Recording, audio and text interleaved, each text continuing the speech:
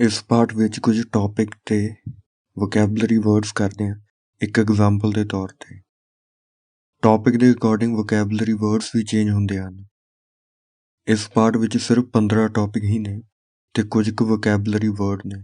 ਬਸ ਆਪਾਂ ਇਹ ਕਰਨਾ ਕਿ ਜਦੋਂ ਵੀ ਪ੍ਰੈਕਟਿਸ ਕਰਨੀ ਆ ਨਵੇਂ ਵਰਡਸ ਲਿਖ ਲਿਆ ਕਰਨੇ ਰੋਜ਼ ਟੌਪਿਕ ਵਾਈਜ਼ ਤੇ ਫਿਰ ਉਹਨਾਂ ਨੂੰ ਯੂਜ਼ ਕਰ ਲੈਣਾ।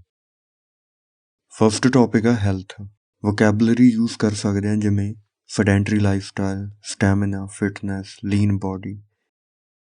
ਇਸ ਤੋਂ ਬਾਅਦ ਕੈਰੀਅਰ ਤੋਂ ਮਤਲਬ ਹੁੰਦਾ ਜੌਬ ਆਫਟਰ ਹਾਇਰ ਐਜੂਕੇਸ਼ਨ। ਇਹਦੇ ਵਿੱਚ aspiration, acquiring skills, leadership, overseas assignments. ਇਸ ਤੋਂ ਬਾਅਦ ਟੌਪਿਕ ਮੂਵੀਜ਼ ਜਿਹਦੇ ਵਿੱਚ ਸਿਨੇਮੈਟਿਕ ਚਾਰਮ, ਵਰਸਾਟਾਈਲ ਐਕਟਰ ਔਰ ਐਕਟਰਸ। ਉਸ ਤੋਂ ਬਾਅਦ ਟੌਪਿਕ ਵੋਕੇਸ਼ਨ ਔਰ ਟੂਰਿਜ਼ਮ ਦੇ related vocabulary, incredible beaches, mesmerising views, local delicacies, multi cuisine ਔਰ ਮਲਟਾਈ ਕਜ਼ੀਨ ਰੈਸਟੋਰੈਂਟ।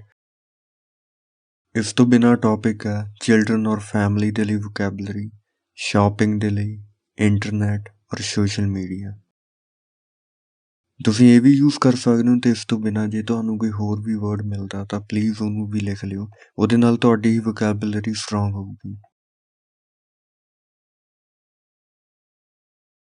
ਇਸ ਤੋਂ ਬਾਅਦ ਮਿਊਜ਼ਿਕ, ਰਾਈਟਿੰਗ, ਕੰਟਰੀ, ਫਰੈਂਡਸ਼ਿਪ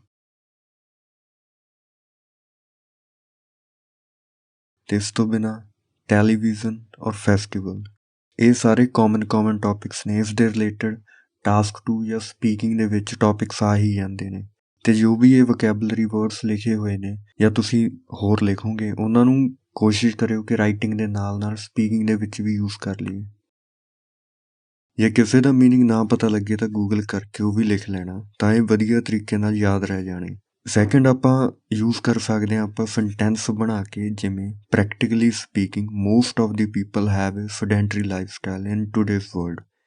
ਇੱਦਾਂ ਹੀ ਇਹਨਾਂ ਨੂੰ ਸੈਂਟੈਂਸਿਸ ਦੇ ਵਿੱਚ ਯੂਜ਼ ਕਰਕੇ ਪ੍ਰੈਕਟਿਸ ਕਰਨੀ ਆ, ਫਿਰ ਇਹ ਯਾਦ ਵੀ ਰਹਿਣਗੇ।